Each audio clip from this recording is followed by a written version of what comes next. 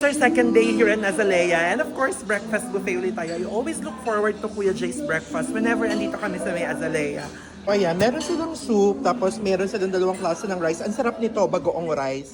Tapos itong itlog, tapos meron silang sweet and spicy dilis. Ito, sayote, wala, ubos na siya. Tapos meron silang carbonara. Then meron silang native longganisa, tapos ito yung kanilang chicken tocino. Meron din sila dito mga pancakes, puddings, yan, plain pancake. And then, of course, meron kayong coffee. And then, mga juice. If you're healthy like me, cherries.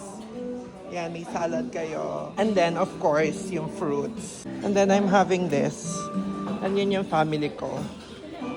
Ayan. Good morning. Ilan. Yeah. Kuya Kip, what are you getting? Carbonara. Wow. Oh, you put some egg, oh. Ayan na, na-refillan na yung itlog. Madaming food, pero water lang tayo. Charot lang. O yun, pag nag-check-in kayo dito sa Azalea, buffet breakfast kayo sa Kuya Jay. Meron sila ngayon chicken tocino.